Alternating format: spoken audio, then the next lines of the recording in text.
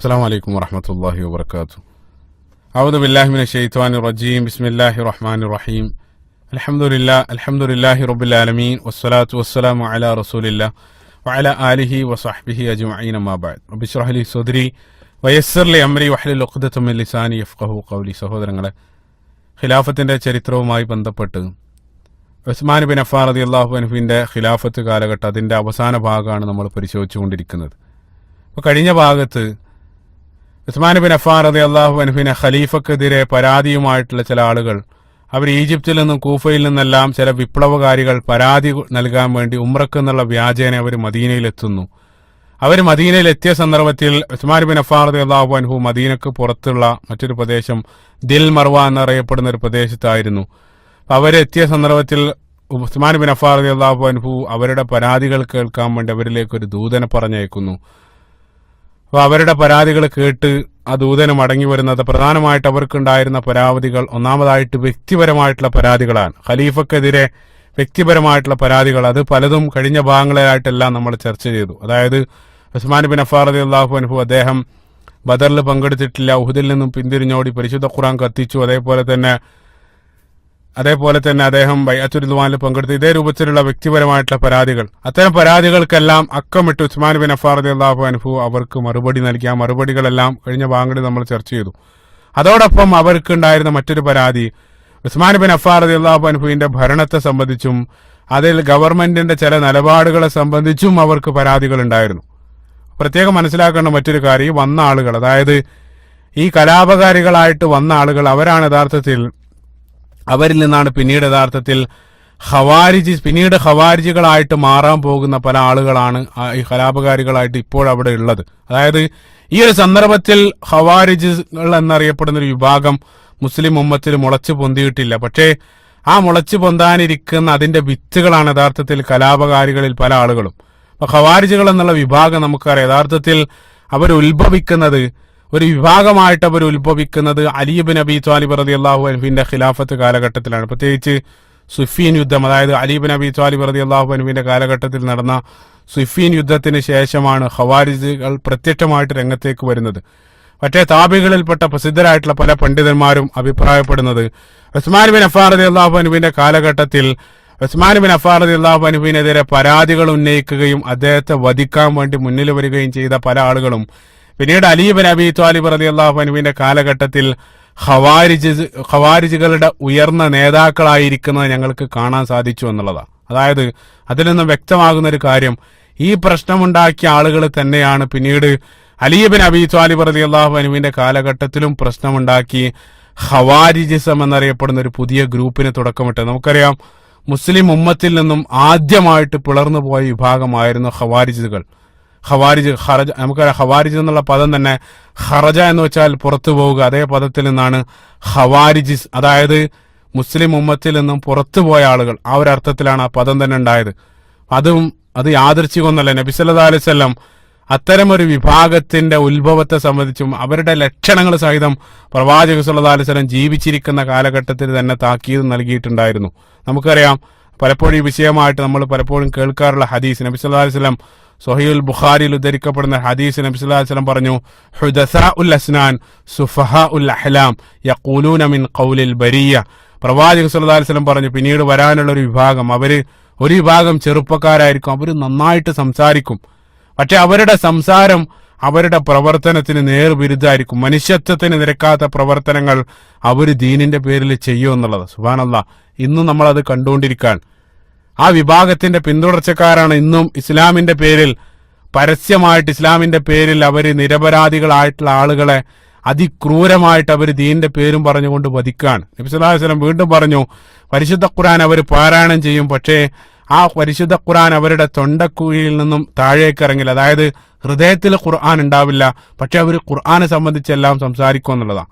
ഇതേ രൂപത്തെ ഖവാരിജികൾ അല്ലെങ്കിൽ ഖവാരിജിസം എന്നുള്ളത് മറ്റൊരു വിഷയമാണ്. ഇൻഷാ അല്ലാഹ് അലി ഇബ്നു അബീ ത്വാലിബ് റളിയല്ലാഹു അൻഹുവിന്റെ ഖിലാഫത്ത് കാലഘട്ടത്തെ സംബന്ധിച്ച് സംസാരിക്കുന്ന സന്ദർഭത്തിൽ നമുക്ക് വിശദമായിട്ട് ഇത് പരിശോധിക്കാവുന്ന. ചുരുക്കത്തിൽ ഞാൻ പറഞ്ഞുകൊണ്ടിരിക്കുന്നത്, പിന്നീട് ഖവാരിജിസത്തിലേക്ക് എത്തിയ പല ആളുകൾ, അതായത് പ്രോട്ടോ ഖവാരിജികളാണ് യഥാർത്ഥത്തിൽ ഉസ്മാൻ ബിൻ അഫ്ഫാൻ റളിയല്ലാഹു അൻഹുവിന്റെ വധത്തിന്റെ പിന്നിലും പ്രവർത്തിച്ചത്. അതാണ് ഞാൻ പറഞ്ഞുകൊണ്ടിരിക്കുന്നത്. അപ്പൊ രണ്ട് രൂപത്തിലുള്ള പരാതികളായിരുന്നു അവർക്കുണ്ടായിരുന്നു. ഒന്നാമതായിട്ട് വ്യക്തിതലത്തിലുള്ള ആരോപണങ്ങൾ. ആ ആരോപണങ്ങൾക്കെല്ലാം ഉസ്മാൻ ബിൻ അഫ്ഫാൻ റളിയല്ലാഹു അൻഹു അക്കമിട്ട് മറുപടി പറഞ്ഞു. അതോടൊപ്പം ഭരണനയങ്ങളിലുള്ള ചില പരാതികളും അവർക്കുണ്ടായിരുന്നു. ആ ഈ ഭരണനയത്തിലുള്ള അവരുടെ പരാതികൾ കേൾക്കാൻ വേണ്ടി ഉസ്മാൻ ബിൻ അഫ്ഫാൻ, അതായത് പ്രധാനമായിട്ട് അവർക്കുണ്ടായിരുന്ന പരാതി ഉസ്മാൻ ബിൻ അഫ്ഫാൻ റളിയല്ലാഹു അൻഹു നിയോഗിച്ച ചില ഗവർണർമാരെ സംബന്ധിച്ചായിരുന്നു. അത്തരത്തിലുള്ള ആ പരാതികളെല്ലാം കേൾക്കാൻ വേണ്ടി ദിൽ മർവ എന്നറിയപ്പെടുന്ന പ്രദേശത്തേക്ക് ഉസ്മാൻ ബിൻ അഫ്ഫാൻ റളിയല്ലാഹു അൻഹു തന്റെ പ്രതിനിധിയായിട്ട് അലി ബിൻ അബി ത്വാലിബ് റളിയല്ലാഹു അൻഹുവിനെ അയച്ചു. സുബ്ഹാനല്ലാഹ്. അവിടെയും മറ്റൊരു കാര്യം, ഈ ശത്രുക്കളായിട്ടുള്ള ഹിയാക്കളെ പോലെയുള്ള ആളുകൾ അവര് ഉസ്മാൻ ബിൻ അഫ്ഫാൻ റളിയല്ലാഹു അൻഹുവിനും അലി ബിൻ അബി ത്വാലിബ് റളിയല്ലാഹു അൻഹുവിനും ഇടയിൽ ചില പ്രശ്നങ്ങൾ ഉണ്ടായിരുന്നെന്നെല്ലാം അവർ പ്രചരിപ്പിക്കുന്നുണ്ട്. അപ്പൊ ഈ ഒരു നിർണായക സാഹചര്യത്തിൽ പോലും ഉസ്മാൻ ബിൻ അഫ്ഫാൻ റളിയല്ലാഹു അൻഹു വിശ്വസ്തനായിട്ട് തന്റെ ദൂതനായിട്ട് പറഞ്ഞയക്കുന്നത് പോലും അലി ബിൻ അബി ത്വാലിബ് റളിയല്ലാഹു അൻഹുവിനെയാണ്. അലി ബിൻ അബി ത്വാലിബ് റളിയല്ലാഹു അൻഹു അവരിലേക്ക് പോകുന്ന അവിടെ വെച്ചുകൊണ്ട് അവരുടെ ആവശ്യങ്ങളെല്ലാം കേൾക്കുകയാണ്. പ്രധാനമായിട്ട് അവരുടെ ആവശ്യങ്ങൾ ചില ഗവർണർമാരെ സ്ഥാനം മാറ്റുക എന്നുള്ളതായിരുന്നു. അപ്പൊ അവർക്ക് ഇഷ്ടപ്പെട്ട ആളുകളെ തന്നെ, അതായത് സ്വഹാബത്തിൽ നിന്നും സീനിയർ സ്വഹാബികളിൽ നിന്നും അവർക്ക് ഇഷ്ടമുള്ള ആളുകളെ തന്നെ തെരഞ്ഞെടുക്കാൻ അവർക്ക് അനുവാദം നൽകി. ഇതെല്ലാം യഥാർത്ഥത്തിൽ അവർക്ക് വേണ്ടി ഇത്രയേറെ താന്നു കൊടുക്കുന്നത് അതെല്ലാം ഒരു ഫിത്തന നാട്ടിൽ ഉണ്ടാകുന്നതിൽ നിന്നും ഒഴിവാക്കാൻ വേണ്ടിയിട്ടാണ്. ഇപ്പൊ ഗവർണർമാർ മാത്രമായിരുന്നില്ല അവരുടെ പ്രശ്നം. അതോടൊപ്പം തന്നെ ഗവൺമെന്റ് തലത്തിൽ അവർക്ക് ലഭിച്ചുകൊണ്ടിരിക്കുന്ന ധനസഹായം, ആ ധനസഹായം വർദ്ധിപ്പിക്കണമെന്നും അവർക്ക് മറ്റൊരാവശ്യം, അതായിരുന്നു അവരുടെ മറ്റൊരാവശ്യം. അതും അലി ബിൻ അബി ത്വാലിബ് റളിയല്ലാഹു അൻഹു ഉസ്മാൻ ബിൻ അഫ്ഫാൻ റളിയല്ലാഹു അൻഹുവിന് വേണ്ടി സമ്മതിക്കുകയാണ്. അതോടൊപ്പം മറ്റൊരു ആവശ്യം എന്തായിരുന്നു വെച്ചാൽ അവരുടെ ഗ്രൂപ്പിൽ നിന്ന് അല്ലെങ്കിൽ അവരുടെ അനുയായികളിൽപ്പെട്ട ചില ആളുകളെ നാട്ടിൽ പ്രശ്നമുണ്ടാക്കിയത് കാരണം ചില ആളുകൾ അവർ നാട് കടത്തിയിരുന്നു. ആ നാട് കടത്തിയ ആളുകളെ തിരിച്ചു തരാൻ അനുവദിക്കണം, അതായിരുന്നു അവരുടെ മറ്റൊരാവശ്യം. അതും അവർക്ക് വേണ്ടി അംഗീകരിച്ചു. കാരണം ഒരുവിധം അംഗീകരിക്കാൻ കഴിയുന്നതെല്ലാം അവർക്ക് വേണ്ടി സമ്മതിച്ചു. കാരണം അങ്ങനെയെങ്കിലും നാട്ടിലൊരു കലാപം ഉണ്ടാക്കുന്നതിൽ നിന്നും ഒഴിവാക്കാൻ വേണ്ടിയിട്ടായിരുന്നു. യഥാർത്ഥത്തിൽ അവർ പറയുന്ന വാദങ്ങളിലൊന്നും ഒരു അടിസ്ഥാനം ഉണ്ടായിരുന്നില്ല. കഴിഞ്ഞ ഭാഗത്ത് അതെല്ലാം നമ്മൾ വിശദീകരിച്ചു. അവരുടെ ആവശ്യങ്ങൾ, ഒരുവിധ ആവശ്യങ്ങളെല്ലാം അംഗീകരിച്ചു. വ്യക്തിപരമായിട്ടുള്ള ആവശ്യങ്ങൾക്കെല്ലാം അല്ലെങ്കിൽ അത്തരം ആരോപണങ്ങൾക്കെല്ലാം മറുപടി നൽകിയതിനു ശേഷം അവർ തൃപ്തരായിട്ട് മടങ്ങുന്ന സന്ദർഭത്തിലാണ് ഒരു കത്ത് കഥയിലേക്ക് പ്രത്യക്ഷപ്പെടുന്നത്. ഒരു കത്ത് കടന്നു വരുന്നു. ആ കത്താണ് പിന്നീട് ചരിത്രം മാറ്റിമറിച്ചത്. അതായിരുന്നു കഴിഞ്ഞ ഭാഗത്തിന്റെ അവസാനം നമ്മൾ അവസാനിപ്പിച്ചത്. അതായത് എന്താണെന്ന് വെച്ചാൽ, ഈ കലാപകാരികളായിട്ടുള്ള ആളുകൾ പ്രശ്നമെല്ലാം ഒത്തുതീർപ്പാക്കി അവർ മടങ്ങിപ്പോകുന്ന സന്ദർഭത്തിൽ, ഈജിപ്തിൽ നിന്നുള്ള കലാപകാരികൾ അവർ മടങ്ങിപ്പോകുന്ന സന്ദർഭത്തിൽ, അവർ മടങ്ങുന്ന വഴിയിൽ ഒരു പ്രത്യേക സ്ഥലത്ത് അവർ ടെന്റ് ചെയ്തു. അവർ രാത്രി ടെന്റ് ചെയ്ത് രാവിലെ എഴുന്നേറ്റ സന്ദർഭത്തിൽ ആ ടെന്റിന്റെ ഒരു അല്പം ദൂരെ സംശയാസ്പദമായിട്ടുള്ള രൂപത്തിൽ ഒരാൾ കുതിരപ്പുറത്ത് അങ്ങോട്ടും ഇങ്ങോട്ടും പോയിക്കൊണ്ടിരിക്കുന്നതായിട്ട് അവർ കാണുകയാണ്. അത് കണ്ട സന്ദർഭത്തിൽ കലാപകാരികളായിട്ടുള്ള ആളുകൾക്ക് അവർക്ക് സ്വാഭാവികമായിട്ട് സംശയം വന്നു. അവർ അദ്ദേഹത്തെ ഫോളോ ചെയ്ത് അവർ കൈയോടെ പിടിച്ച ഉടനെ അദ്ദേഹം പറഞ്ഞു, ഞാൻ ഖലീഫയിൽ നിന്നും ഖലീഫ ഉസ്മാൻ ബിൻ അഫ്ഫാൻ റളിയല്ലാഹു അൻഹുവിന്റെ ഈജിപ്തിലേക്കുള്ള ദൂതനാണ് ഞാനെന്ന് അദ്ദേഹം പിടിച്ച ഉടനെ അവരുടെ മുമ്പിൽ തുറന്നു പറയുകയും ചെയ്തു. അതിനുശേഷം അവർ അദ്ദേഹത്തിന്റെ ദേഹപരിശോധന ചെയ്ത സന്ദർഭത്തിൽ അദ്ദേഹത്തിന്റെ കയ്യിൽ നിന്ന് അവർക്കൊരു എഴുത്ത് ലഭിച്ചു. എന്തായിരുന്നു എഴുത്ത് അവർ തുറന്ന് വായിച്ച സന്ദർഭത്തിൽ എഴുത്തിലുള്ളത്, ഈ ഒരു സംഘം ഈജിപ്തിൽ എത്തിക്കഴിഞ്ഞാൽ, അതായത് ഈ വന്നുകൊണ്ടിരിക്കുന്ന ഈ കലാപകാരികൾ അവർ ഈജിപ്തിൽ എത്തിക്കഴിഞ്ഞാൽ അവരെ ക്രൂശിക്കുക അല്ലെങ്കിൽ അവരെ മുഴുവൻ കൊന്നുകളയുക. ഈജിപ്തിലെ ഗവർണർക്ക് ഖലീഫ ഉസ്മാൻ ബിൻ അഫ്ഫാൻ റളിയല്ലാഹു അൻഹു ഈ രൂപത്തിലൊരു നിർദ്ദേശം നൽകുന്ന ഒരു കത്തായിരുന്നു അദ്ദേഹത്തിന്റെ കയ്യിൽ ഉണ്ടായിരുന്നത്. അതിനാൽ മറ്റൊരു അത്ഭുതം എന്താണെന്ന് വെച്ചാൽ ആ കത്ത് എഴുതിയിരിക്കുന്നത് ഖലീഫയുടെ ഔദ്യോഗികമായിട്ടുള്ള ലെറ്റർ പേഡ്, അതോടൊപ്പം തന്നെ ഉസ്മാൻ ബിൻ അഫ്ഫാൻ റളിയല്ലാഹു അൻഹുവിന്റെ സീലും ആ കത്തിലുണ്ട്. അതെങ്ങനെയാണ് സംഭവിച്ചത് ചിന്തിച്ചു നോക്കുക. അതായത് ഖലീഫ ഉസ്മാൻ ബിൻ അഫ്ഫാൻ റളിയല്ലാഹു അൻഹു അവരോടെല്ലാം പറഞ്ഞ് ഒത്തുതീർപ്പാക്കിയതാണ്. അതേ ഉസ്മാൻ ബിൻ അഫ്ഫാൻ റളിയല്ലാഹു അൻഹു ആ പറഞ്ഞ വാക്കിനെതിരായിട്ട് ഇത്തരം ഒരു പണി ചെയ്യുമോ? നഊദു ബില്ലാഹ്, ഒരിക്കലും അദ്ദേഹം ചെയ്യില്ല എന്നുള്ളത് നമുക്ക് ഉറപ്പാണ്. അങ്ങനെയെങ്കിൽ പിന്നീട് എങ്ങനെയാണ് ആ കത്ത്, അതായത് ഉസ്മാൻ ബിൻ അഫ്ഫാൻ റളിയല്ലാഹു അൻഹുവിന്റെ ഔദ്യോഗികമായിട്ടുള്ള സീൽ ഉപയോഗിച്ചുകൊണ്ടുള്ള ആ ലെറ്റർ പിന്നീട് എങ്ങനെയാണ് വന്നത്? എങ്ങനെയാണ് അതിൽ സീല് പതിഞ്ഞത്? ആരായിരുന്നു ആ ദൂതൻ? അതാണ് ഇൻഷാ അല്ലാഹ് തുടർന്നുള്ള ഭാഗങ്ങളിൽ നമ്മൾ പരിശോധിക്കുന്നത്. 3 സാധ്യതകളാണ് ആ കത്തുമായിട്ട് ബന്ധപ്പെട്ട് നമുക്ക് കാണാൻ ഒന്നാമത്തെ സാധ്യത, അത് ഉസ്മാൻ ബിൻ അഫ്ഫാൻ റളിയല്ലാഹു അൻഹു തന്നെ എഴുതി എന്നുള്ളതാണ്. നഊദുബില്ലാ, ഒരിക്കലും വിശ്വാസികളായിട്ടുള്ള ലോകത്തുള്ള ഒരു വിശ്വാസിയും അത് അംഗീകരിക്കുന്നില്ല. കാരണം ഉസ്മാൻ ബിൻ അഫ്ഫാൻ റളിയല്ലാഹു അൻഹു ആരാണെന്ന് നമുക്ക് കൃത്യമായിട്ട് അറിയാം.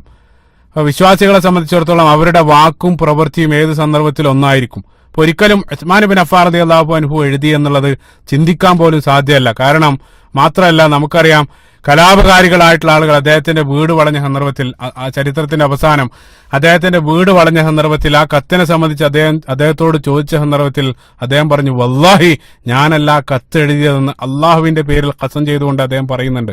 അത്രയും വ്യക്തമായിട്ട് അദ്ദേഹം പ്രഖ്യാപിച്ച സന്ദർഭത്തിൽ ഉസ്മാൻ ബിൻ അഫ്ഫാൻ റളിയല്ലാഹു അൻഹു കത്തെഴുതി എന്നുള്ളത് ഒരിക്കലും നമുക്ക് അംഗീകരിക്കാൻ സാധ്യമല്ല. അത് മാത്രമല്ല, നമ്മളൊരല്പം ബുദ്ധിപരമായിട്ട് നമ്മൾ ചിന്തിച്ചാൽ തന്നെ ഉസ്മാൻ ബിൻ അഫ്ഫാൻ റളിയല്ലാഹു കത്തിൽ പറഞ്ഞ കാര്യം ഈജിപ്തിലുള്ള ഗവർണറോട് ഈ വരുന്ന ആളുകളെ, കലാപകാരികളായിട്ടുള്ള ആളുകളെ വധിക്കാൻ വേണ്ടിയിട്ടാണ്. ഇപ്പൊ ഉസ്മാൻ ബിൻ അഫ്ഫാൻ റളിയല്ലാഹു അൻഹുവിന് അവരെ വധിക്കലായിരുന്നു അദ്ദേഹത്തിന്റെ ആവശ്യമെങ്കിൽ ഈജിപ്തിലുള്ള ആ ഗവർണർക്ക് രഹസ്യമായിട്ട് കത്തെഴുതേണ്ട ആവശ്യമില്ല. കാരണം മദീനയിൽ തന്നെ അവരോട് യുദ്ധം ചെയ്യാൻ സന്നദ്ധരായിട്ട് നിരവധി സ്വഹാബികളും മദീന നിവാസികളെല്ലാം ഉണ്ടായിരുന്നു. എത്രത്തോളം എന്ന് വെച്ചാൽ അദ്ദേഹത്തിന്റെ വീട് വളഞ്ഞ സന്ദർഭത്തിൽ പോലും പല സ്വഹാബികളും അവർക്കെതിരെ യുദ്ധം ചെയ്യാൻ അനുമതി ചോദിച്ചുകൊണ്ട് നിരവധി തവണ അദ്ദേഹത്തിന്റെ മുമ്പിൽ വന്ന സന്ദർഭത്തിലെല്ലാം അദ്ദേഹം അതിന് അനുമതി നൽകിയില്ല എന്ന് മാത്രമല്ല, എന്റെ പേരിൽ രക്തം ചിന്താൻ ഞാൻ ജീവിച്ചിരിക്കുന്ന കാലഘട്ടത്തിൽ സമ്മതിക്കുകയില്ലെന്നുള്ള ഉറച്ച നിലപാടിലായിരുന്നു ഉസ്മാൻ ബിൻ അഫ്ഫാൻ റളിയല്ലാഹു അൻഹു ആ സന്ദർഭത്തിൽ ഉണ്ടായിരുന്നത്. ചുരുക്കത്തില് അവർക്കെതിരെ യുദ്ധം ചെയ്യാൻ 100% സന്നദ്ധരായിട്ട് മദീനയിൽ തന്നെ ആളുകൾ ഉണ്ടാകുന്ന സന്ദർഭത്തിൽ പിന്നീട് അതേ ആവശ്യം ഉന്നയിച്ച് അതേ ആവശ്യം രഹസ്യമായിട്ട് നടപ്പിലാക്കാൻ ഇതര ദേശത്തുള്ള ഗവർണർമാർക്ക് ഉസ്മാൻ ബിൻ അഫ്ഫാൻ റളിയല്ലാഹു അൻഹു കത്ത് എഴുതേണ്ട ഒരു ആവശ്യം ഉണ്ടായിരുന്നില്ല. അത് വളരെ വ്യക്തമാണ്. അതുകൊണ്ട് തന്നെ ഉസ്മാൻ ബിൻ അഫ്ഫാൻ റളിയല്ലാഹു അൻഹു കത്തെഴുതി എന്നുള്ളത് ഒരർത്ഥത്തിലും അത് എല്ലാ നിലക്കും അത് ഏറ്റവും വലിയൊരു അസംബന്ധമാണ് ആ രൂപത്തിൽ വിശ്വസിക്കുന്നത്. പക്ഷെ അതിന്റെ ഒരു മറുവശം പ്രത്യേകമായിട്ട് മറ്റൊരു കാര്യം ഉണർത്തുന്നത്, നമുക്കറിയാം സുന്നികളായിട്ടുള്ള ആളുകൾ അതാണ് വിശ്വസിക്കുന്നതെങ്കിൽ ഷിയാക്കളെ സംബന്ധിച്ചിടത്തോളം അവർ വിശ്വസിക്കുന്നത് ഉസ്മാൻ ബിൻ അഫ്ഫാൻ റളിയല്ലാഹു അൻഹു തന്നെയാണ് ആ കത്തെഴുതി എന്നുള്ളത്. അവരങ്ങനെ വിശ്വസിച്ചിട്ടില്ലെങ്കിൽ അത്ഭുതമുള്ളൂ. കാരണം നമുക്കറിയാം ഷിയാക്കളെ സംബന്ധിച്ചിടത്തോളം അവരെ സംബന്ധിച്ചിടത്തോളം ഉസ്മാൻ ബിൻ അഫ്ഫാൻ റളിയല്ലാഹു അൻഹുവിനോടുള്ള കടുത്ത വിദ്വേഷം കാരണമാണ് ആ രൂപത്തിൽ അവർ വിശ്വസിക്കാനും പ്രചരിപ്പിക്കാനുള്ള കാരണം. അതാണ് ഒന്നാമത്തെ സാധ്യത, ഉസ്മാൻ ബിൻ അഫ്ഫാൻ റളിയല്ലാഹു അൻഹു തന്നെ എഴുതി എന്നുള്ളത്. രണ്ടാമത്തെ സാധ്യത ഒരല്പം ശ്രദ്ധിക്കുക. രണ്ടാമത്തെ സാധ്യത, ഉസ്മാൻ ബിൻ അഫ്ഫാൻ റളിയല്ലാഹു അൻഹു അല്ല കത്തെഴുതിയത്, മറിച്ച് ഉസ്മാൻ ബിൻ അഫ്ഫാൻ റളിയല്ലാഹു അൻഹുവിന്റെ പേഴ്സണൽ സെക്രട്ടറി അല്ലെങ്കിൽ പ്രൈവറ്റ് സെക്രട്ടറി ആയിരുന്ന, ഞാൻ നേരത്തെ കഴിഞ്ഞ ഭാഗത്ത് ഞാൻ പറഞ്ഞു, മർവാൻ ഇബ്നു ഹക്കം അദ്ദേഹം ആയിരിക്കണം ആ കത്തെഴുതിയെന്നുള്ളത്. അതാണ് രണ്ടാമത്തെ സാധ്യത. സുന്നി ചരിത്രകാരന്മാർ തന്നെ ഈ ഒരു സാധ്യതയും ചൂണ്ടിക്കാണിച്ചതായിട്ട് കാണാൻ സാധിക്കും. കാരണം അതുകൊണ്ടായിരിക്കണം ഉസ്മാൻ ബിൻ അഫ്ഫാൻ റളിയല്ലാഹു അൻഹുവിന്റെ അദ്ദേഹത്തിന്റെ ഒഫീഷ്യൽ സീല് കത്തിൽ വരാനുള്ള കാരണം. അതാണ് അവർ സൂചിപ്പിക്കുന്നത്. അതായത് മർവാൻ ഇബ്നു ഹക്കം അദ്ദേഹം നല്ല ഉദ്ദേശത്തോടു കൂടെ തന്നെ ചെയ്തതായിരിക്കണം, പക്ഷെ അതൊരു ഭവിഷ്യത്തായിട്ട് പിന്നീട് പരിണമിച്ചു. അതായിരിക്കണം അതിന് പിന്നിൽ നടന്നത് എന്നുള്ളതാണ് മറ്റൊരു വിഭാഗം ചരിത്രകാരന്മാർ പറയുന്നത്. പക്ഷേ അതും ശരിയല്ല എന്നുള്ളതാണ്. ഭൂരിപക്ഷം സുന്നി ചരിത്രകാരന്മാർ അതിനെ നിഷേധിക്കുന്നു. അതും ശരിയായിട്ടുള്ള നിലപാടല്ല എന്നുള്ളത് അതിനെ സത്യസന്ധമായിട്ട് ആ ചരിത്രത്തെ അവലോകനം ചെയ്യുന്ന ഏതൊരാൾക്കും മനസ്സിലാക്കാൻ സാധിക്കും. കാരണം ഒന്നാമത്തെ കാരണം എന്താണെന്ന് വെച്ചാൽ മർവാൻ ഇബ്നു ഹക്കം അദ്ദേഹം തന്നെ ആ കാര്യത്തെ നിഷേധിച്ചു എന്നുള്ളതാണ്. അദ്ദേഹത്തോട് ആ കത്തിനെ സംബന്ധിച്ച് ചോദിച്ച സന്ദർഭത്തിൽ ഒന്നാമതായിട്ട് അദ്ദേഹം അതിനെ നിഷേധിച്ചു. മറ്റൊരു കാര്യം, മർവാൻ ഇബ്നു ഹക്കം അദ്ദേഹം പ്രത്യേകം മനസ്സിലാക്കണം, അദ്ദേഹം സ്വഹാബിയല്ല. പ്രവാചകൻ സല്ലല്ലാഹു അലൈഹി വസല്ലം മരണപ്പെടുന്ന സന്ദർഭത്തിൽ അദ്ദേഹം വളരെ ചെറിയ കുട്ടിയായിരുന്നു. മക്ക വിജയ സന്ദർഭത്തിൽ 5-6 വയസ്സ് മാത്രമായിരുന്നു മർവാൻ ഇബ്നു ഹക്കമിന്റെ പ്രായം. അപ്പൊ മർവാൻ ഇബ്നു ഹക്കം അദ്ദേഹം ആ രൂപത്തിൽ ഒരു കത്ത് എഴുതുമോ? അപ്പൊ മർവാന്റെ ഒരു പ്രൊഫൈൽ നമ്മൾ പരിശോധിക്കുന്ന, അദ്ദേഹത്തിന്റെ CV നമ്മൾ പരിശോധിക്കുന്ന സന്ദർഭത്തിൽ നിരവധി മിസ്റ്ററികൾ നിറഞ്ഞ ഒരു ജീവിതമാണ് അദ്ദേഹത്തിൻ്റെത്. കാരണം അദ്ദേഹത്തിന്റെ വിശ്വാസതയുമായിട്ട് ബന്ധപ്പെട്ട്, ആദ്യം പറയാം, വിശ്വാസതയുമായിട്ട് ബന്ധപ്പെട്ട് നമ്മൾ പ്രത്യേകം മനസ്സിലാക്കണം, മർവാൻ ഇബ്നു ഹക്കം അദ്ദേഹം ഹദീസ് നിവേദകരിൽ ഒരാളാണ്. പ്രത്യേകം മനസ്സിലാക്കണം. അതായത് നേരിട്ടല്ല, മറിച്ച് സ്വഹാബികളിൽ നിന്നും മർവാൻ ഇബ്നു ഹക്കം ഹദീസ് ഉദ്ധരിച്ചതായിട്ട് കാണാൻ സാധിക്കും. പ്രധാനപ്പെട്ട ഹദീസ് ഗ്രന്ഥങ്ങൾ കുതുബ് സിത്തയിൽ പോലും മർവാൻ ഇബ്നു ഹക്കമിന്റെ പേര് നമ്മൾ കാണുന്നുണ്ട്. അപ്പൊ അതുകൊണ്ട് തന്നെ അദ്ദേഹത്തിന്റെ വിശ്വാസതക്കുള്ള ഏറ്റവും വലിയ സർട്ടിഫിക്കറ്റ് ആണത്. പിന്നീട് നമ്മൾ ഉസ്മാൻ ബിൻ അഫ്ഫാൻ റളിയല്ലാഹു അൻഹുവിന്റെ കാലത്തിന് ശേഷമുള്ള മർവാൻ ഇബ്നു ഹക്കമിന്റെ ചരിത്രം നമ്മൾ പരിശോധിക്കുകയാണെങ്കിൽ നമുക്കറിയാം, അദ്ദേഹം ഖലീഫയായിട്ട് വരെ, ഉമവി ഖലീഫയായിട്ട് വരെ സ്ഥാനമേറ്റൊരു വ്യക്തി കൂടെയാണ്. അതായത് ഉമവികളുടെ ചരിത്രം നമ്മൾ പരിശോധിക്കുന്ന സന്ദർഭത്തിൽ വിഷയമായിട്ട് ബന്ധമില്ല, പക്ഷേ സ്വാഭാവികമായിട്ടും ബനു ഉമയ്യയുടെ അല്ലെങ്കിൽ ഉമവികളുടെ ചരിത്രമൊന്നും പിന്നീട് പറയാൻ അവസരം ലഭിച്ചോളണമെന്നല്ല. അപ്പൊ അതുകൊണ്ട് തന്നെ ചരിത്രം പഠിക്കുന്ന സന്ദർഭത്തിൽ അതിൽ താല്പര്യരായിട്ടുള്ള ആളുകൾക്ക് വേണ്ടി ചില കാര്യങ്ങൾ ബനു ഉമയ്യ ഗോത്രത്തിന്റെ ഭരണവുമായിട്ട് ബന്ധപ്പെട്ട് മർവാൻ ബിൻ ഹക്കമിലേക്ക് എത്തിയ ഒരു സംഭവങ്ങൾ കൂടെ സാന്ദർഭികമായിട്ട് വിവരിക്കാൻ. നമുക്കറിയാം മുആവിയ റളിയല്ലാഹു അൻഹു ആണ് ബനു ഉമയ്യ ഭരണം ആരംഭിക്കുന്നത്. അതായത് അലി ഇബ്നു അബീ ത്വാലിബ് റളിയല്ലാഹു അൻഹുവിന്റെ മരണശേഷം പിന്നീട് ഖലീഫയായിട്ട് വരുന്നത് മുആവിയ റളിയല്ലാഹു അൻഹു ആണ്. മുആവിയ ഇബ്ൻ അബൂ സുഫിയാൻ റളിയല്ലാഹു അൻഹു അദ്ദേഹമാണ് ഖിലാഫത്ത് ഏറ്റെടുക്കുന്നത്. അദ്ദേഹം വളരെ സുദീർഘമായിട്ടുള്ള കാലഘട്ടം ഉമ്മത്തിനെ ഭരിക്കുന്നുണ്ട്. പക്ഷെ അദ്ദേഹം ഭരിക്കുന്ന സന്ദർഭത്തിൽ തന്നെ സ്വന്തം മകനായ യസീദ് ബിൻ മുആവിയയെ അദ്ദേഹം ഖലീഫയായിട്ട്, അടുത്ത ഖലീഫയായിട്ട് അദ്ദേഹം പ്രഖ്യാപിക്കാൻ, അതായത് മുആവിയ റളിയല്ലാഹു അൻഹു ഭരിക്കുന്ന സന്ദർഭത്തിൽ തന്നെ സ്വന്തം മകനെ അടുത്ത ഖലീഫയായിട്ട് പ്രഖ്യാപിക്കാൻ അദ്ദേഹം പ്രഖ്യാപിച്ച സന്ദർഭത്തിൽ ആ തീരുമാനത്തെ അക്കാലഘട്ടത്തിൽ ജീവിച്ചിരുന്ന പല സ്വഹാബികളും അംഗീകരിച്ചില്ല. കാരണം ഒന്നാമതായിട്ട് അദ്ദേഹം അത്ര നല്ല വ്യക്തിയൊന്നും ആയിരുന്നില്ല. യസീദ് ഇബ്നു മുആവിയ അദ്ദേഹം വളരെ മോശം മനുഷ്യനായിരുന്നു. അദ്ദേഹത്തിന്റെ അതൊന്നും വിശദീകരിക്കുന്നില്ല. ഏതായിരുന്നാലും യസീദ് ഇബ്നു മുആവിയ എന്നറിയപ്പെടുന്ന അദ്ദേഹത്തിന് നല്ലൊരു വ്യക്തിത്വം അല്ലെങ്കിൽ നിരവധി നെഗറ്റീവുകൾ അദ്ദേഹത്തിന്റെ ജീവിതത്തിൽ ഉണ്ടായിരുന്നു. അത് മാത്രമല്ല, ഇസ്ലാമിക ചരിത്രത്തിൽ ആദ്യമായിട്ടാണ് ഒരു പിതാവ് സ്വന്തം മകനെ ഖലീഫയായിട്ട് നിയമിച്ചുകൊണ്ട് പ്രഖ്യാപിക്കുന്നത്.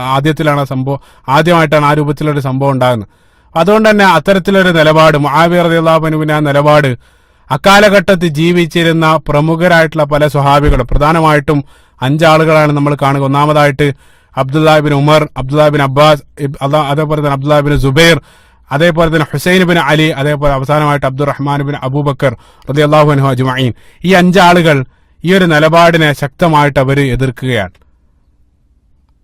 പക്ഷേ നമുക്കറിയാം മുആവിയ റളിയല്ലാഹു അൻഹു സ്വാഭാവികമായിട്ട് ഒരു പക്ഷേ അദ്ദേഹത്തിന്റെ മരണശേഷം ഇവരെല്ലാം തങ്ങൾ ആ നിലപാട് മാറ്റുമെന്നുള്ള ഒരു പ്രതീക്ഷയിൽ മുആവിയ റളിയല്ലാഹു അൻഹു അതിനെതിരെ പ്രതികരിക്കുന്നില്ല. ഇവിടെ പ്രത്യേകമായിട്ടൊരു കാര്യം, മുആവിയ റളിയല്ലാഹു അൻഹുവിന്റെ ഭാഗത്തു നിന്ന് ചിന്തിക്കുന്ന സന്ദർഭത്തിലും അദ്ദേഹം അല്ലാഹു തആല അദ്ദേഹം സതുദ്ദേശത്തോടു കൂടെ തന്നെ ആയിരിക്കണം അത്തരത്തിലൊരു തീരുമാനമെടുത്തത്. നമുക്കറിയാം സ്വഹാബികളെ സംബന്ധിച്ച് ഒരിക്കലും നമ്മൾ മോശം ചിന്ത നമ്മൾ വെച്ച് പുലർത്താൻ പാടില്ല. നബി സല്ലല്ലാഹു അലൈഹി വസല്ലം പറഞ്ഞു, ലാ തസുബ്ബു അസ്ഹാബി, എന്റെ സ്വഹാബികളെ നിങ്ങൾ ചീത്ത പറയരുതെന്ന് പ്രവാചകൻ സല്ലല്ലാഹു അലൈഹി വസല്ലം നമ്മളെ വിലക്കിയിട്ടുണ്ട്.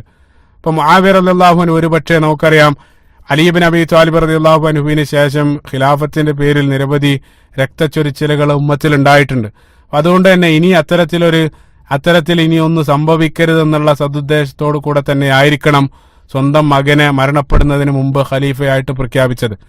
ഏതായിരുന്നാലും മുആവിയ റളിയല്ലാഹു അൻഹുവിന്റെ ഭരണകാലത്ത് ആരും ശബ്ദിക്കുന്നില്ല. പക്ഷേ മുആവിയ റളിയല്ലാഹു അൻഹു മരണപ്പെടുന്ന സന്ദർഭത്തിൽ അദ്ദേഹത്തിന്റെ മകനായ യസീദ് ഇബ്നു മുആവിയ ഖലീഫയാവുകയാണ്. അദ്ദേഹം ഖലീഫയായ സന്ദർഭത്തിൽ നേരത്തെ പറഞ്ഞ 5 ആളുകൾ, ആ 5-ൽ ഒരാൾ ഓൾറെഡി മരണപ്പെട്ടു കഴിഞ്ഞു. അതായത് അബൂബക്കർ സിദ്ദീഖ് റളിയല്ലാഹു അൻഹുവിന്റെ മകനായ അബ്ദുറഹ്മാൻ ഇബ്നു അബൂബക്കർ റളിയല്ലാഹു അൻഹു അദ്ദേഹം ഓൾറെഡി മരണപ്പെട്ടു. പിന്നീട് 4 ആളുകളാണ് അവശേഷിക്കുന്നത്. ഈ 4 ആളുകൾ പരസ്യമായിട്ട് രംഗത്ത് വന്നു. ക്രമേണ ആ 4-ൽ 2 ആളുകൾ, അതായത് ഇബ്നു ഉമർ റളിയല്ലാഹു അൻഹു അതേപോലെ തന്നെ ഇബ്നു അബ്ബാസ് റളിയല്ലാഹു അൻഹു, അവർ ക്രമേണ ബൈഅത്ത് നൽകി. അതായത് അവർക്ക് ഇത്തരം കാര്യങ്ങളിലൊന്നും താല്പര്യം ഉണ്ടായിരുന്നില്ല. അതായത് ഇതേ രൂപത്തിൽ രാഷ്ട്രീയ കാര്യങ്ങൾ ഇടപെടാനും തങ്ങളുടെ അവർ പ്രധാനമായിട്ടും മതപരമായിട്ടുള്ള കാര്യങ്ങൾക്ക്, അതായത് ഭക്തിയോടുകൂടെ ജീവിക്കാനും ഇൽമു നേടാനെല്ലാം വേണ്ടി അവർ ജീവിതം ഒഴിഞ്ഞു വെച്ച ആളുകളാണ്. അപ്പൊ ഇത്തരത്തിലുള്ള രാഷ്ട്രീയ കാര്യങ്ങളിൽ അവർക്ക് താല്പര്യമില്ലാത്തത് കൊണ്ട് തന്നെ അവരതിൽ നിന്നെല്ലാം ഒഴിഞ്ഞു നിൽക്കാൻ വേണ്ടി അവർ അവസാനം ബൈഅത്ത് നൽകി അവർ പിന്മാറി. പിന്നീട് ബാക്കിയായത് 2 ആളുകളാണ്. ഒന്ന് അബ്ദുല്ലാഹ് ഇബ്നു സുബൈർ റളിയല്ലാഹു അൻഹു, അതോടൊപ്പം തന്നെ ഹുസൈൻ ഇബ്നു അലി റളിയല്ലാഹു അൻഹു. ഈ 2 ആളുകളാണ് ബാക്കിയായത്.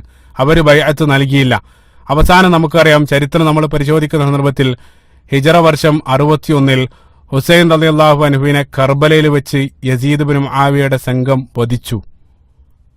ആ വധിച്ചതിന് ശേഷം യസീദ് ഇബ്നു മുആവിയ ഖലീഫയുടെ ഇത്തരം ക്രൂരമായിട്ടുള്ള നിലപാടുകൾ പ്രതിഷേധിച്ച് അബ്ദുല്ലാഹ് ഇബ്നു സുബൈർ റളിയല്ലാഹു അൻഹു അദ്ദേഹം മക്കയിൽ വെച്ച് അദ്ദേഹം സ്വയം ഖലീഫയായിട്ട് പ്രഖ്യാപിക്കുകയാണ്. ഒരേ സന്ദർഭത്തിൽ ഇസ്ലാമിക ഉമ്മത്തിൽ 2 ഖലീഫമാർ.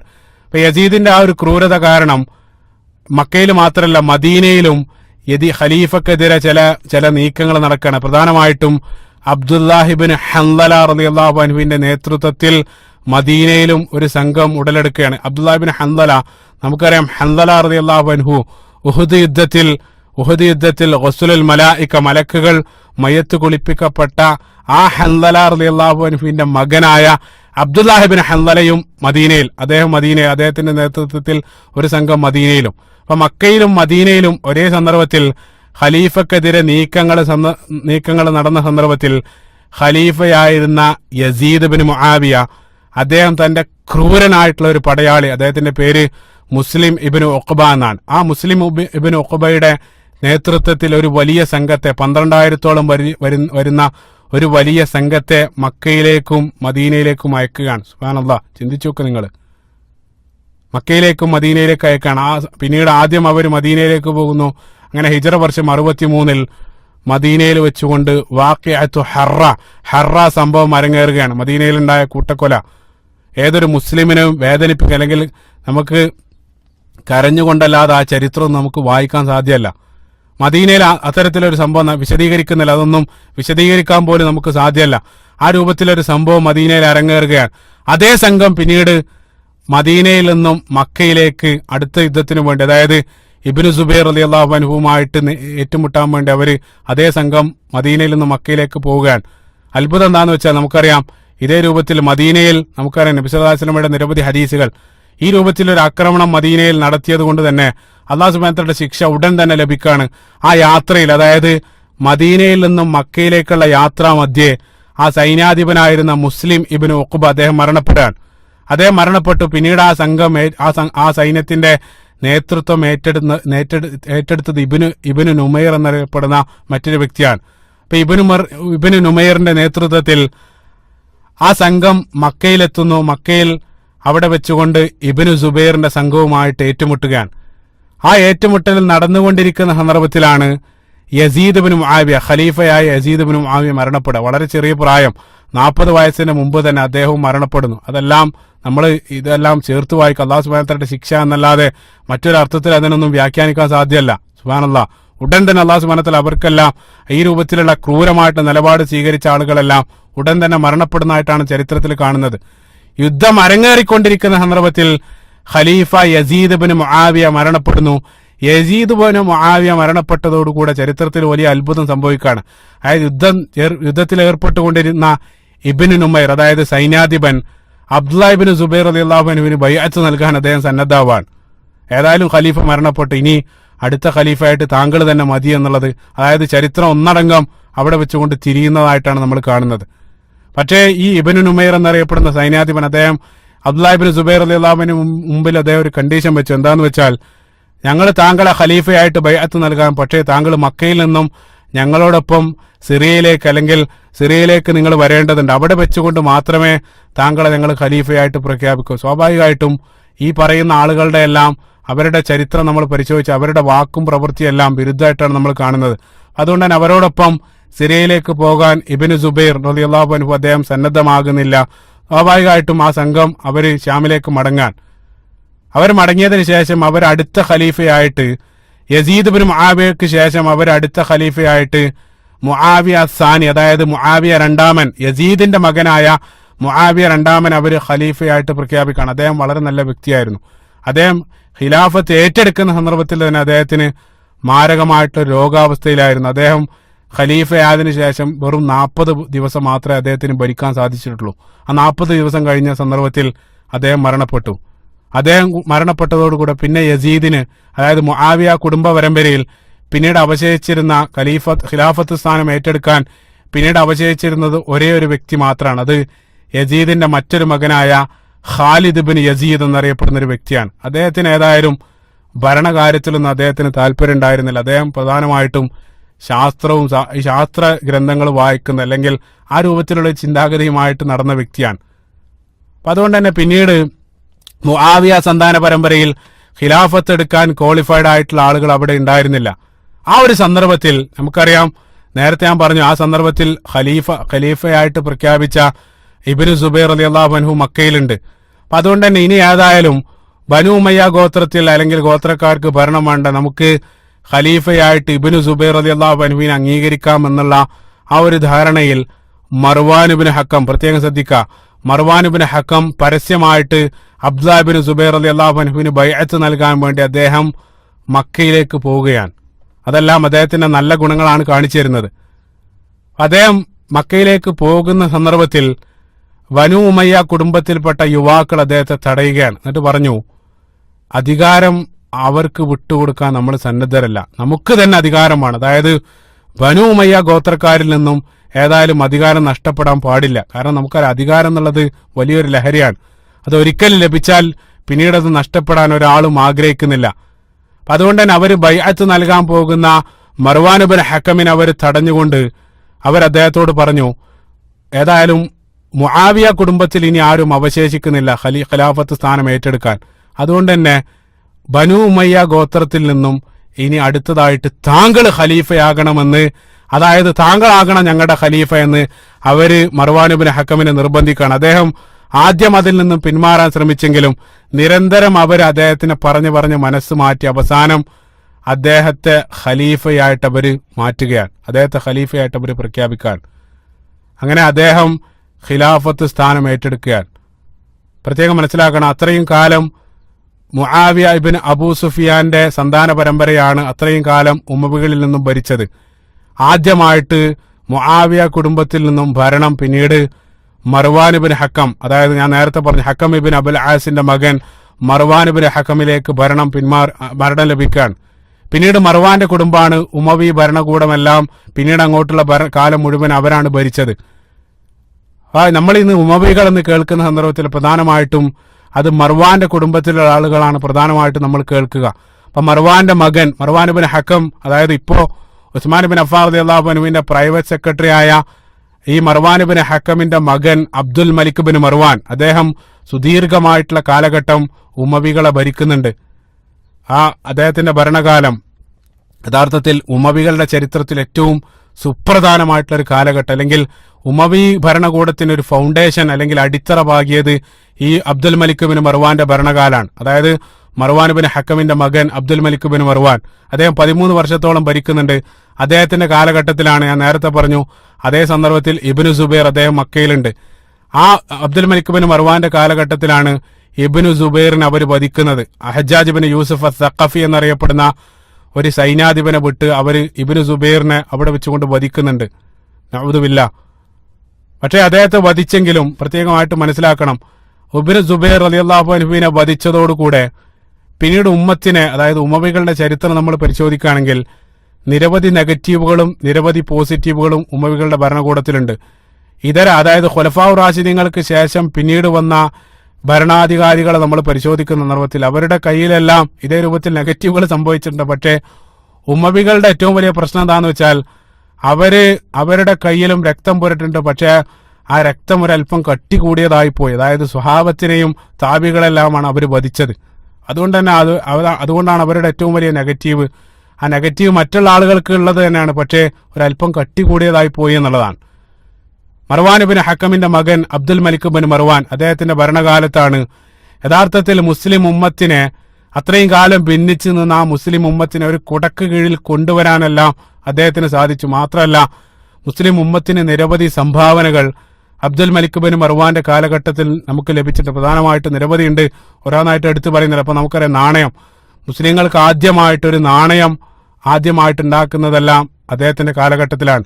അത്രയും കാലം നമ്മൾ റോമക്കാരുടെയും പേർഷ്യക്കാരുടെയും ദീനാർ ദിർഹല്ലായിരുന്നു ഉപയോഗിച്ചത്. അതെല്ലാം മാറ്റി മുസ്ലിങ്ങൾ സ്വന്തമായിട്ട് നാണയം അച്ചടിച്ച്, അല്ലെങ്കിൽ മുസ്ലിം ഉമ്മത്തിനൊരു ഫൗണ്ടേഷൻ നൽകി എല്ലാ അർത്ഥത്തിലും ഉമ്മത്തിന് നിരവധി മേഖലകളിൽ ഉമ്മത്തിന്റെ ഒരു വലിയ ഉയർച്ചയുണ്ടായതെല്ലാം അബ്ദുൽ മലിക് ബിൻ മർവാന്റെ കാലഘട്ടത്തിലാണ്. പിന്നീട് അദ്ദേഹത്തിന്റെ വന്ന 4 സന്താനങ്ങളും തുടർച്ചയായിട്ട് ഒന്നിനു പുറമെ മറ്റൊന്നായിട്ട് ഖലീഫയാവുകയാണ്. അതായത് അബ്ദുൽ മലിക് ബിൻ മർവാന്റെ മക്കളായിട്ട് പിന്നീട് വന്ന വലീദ് ബിൻ അബ്ദുൽ മലിക്, ഹിഷാം ബിൻ അബ്ദുൽ മലിക്, സുലൈമാൻ ബിൻ അബ്ദുൽ മലിക്, ഇതേ രൂപത്തിലുള്ള 4 ഖലീഫമാര് തുടർച്ചയായിട്ട് ഖലീഫമാരായിട്ട് മാറുകയാണ്.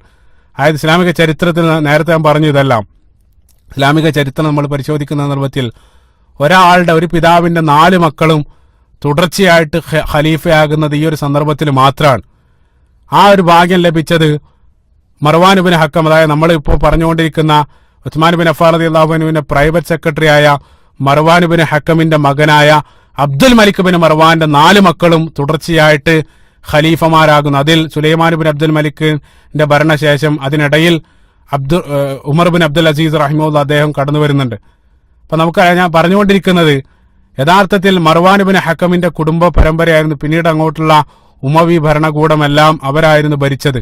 എത്രത്തോളം എന്ന് വെച്ചാൽ അവസാനത്തെ ഉമവി ഖലീഫയായ മർവാൻ ഇബ്നു മുഹമ്മദ് ഇബ്നു മർവാൻ ഇബ്നു ഹക്കം, അദ്ദേഹം പോലും മർവാൻ ഇബ്നു ഹക്കമിന്റെ സന്താന പരമ്പരയാണ്. പിന്നീട് നമുക്കറിയാം ഉമവികൾ വീണ്ടും രണ്ടാമത്തെ ഒരു വരവുണ്ട്. അതായത് അബ്ബാസികൾ ഭരണമേറ്റതിന് ശേഷം വീണ്ടും ഉമവികൾ അന്തലൂസിയയിൽ, അതായത് അവശേഷിച്ചിരുന്ന ഒരു ഉമവി രാജകുമാരൻ അബ്ദുറഹ്മാൻ എന്നറിയപ്പെടുന്ന രാജകുമാരൻ, അദ്ദേഹം അന്തലൂസി അതായത് സ്പെയിനിലേക്ക് അദ്ദേഹം രക്ഷപ്പെടുന്നു.